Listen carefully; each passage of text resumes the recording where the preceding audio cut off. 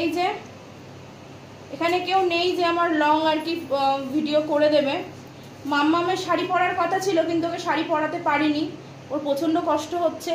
আর রীতিমতো আমারও প্রচণ্ড কষ্ট হচ্ছে।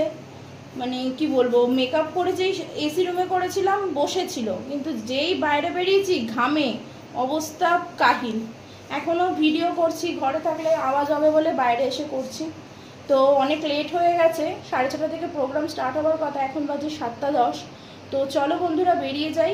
আর মাঝখানে কোনো ভিডিও মানে কি করতে পারিনি, অনেকটাই লেট হয়ে গেছিলো।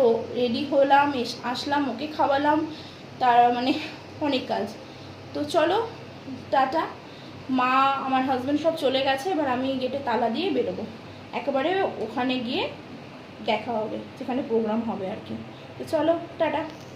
আর কমেন্ট করে জানিও কেমন লাগছে, জানিও। চলো বন্ধুরা টাটা।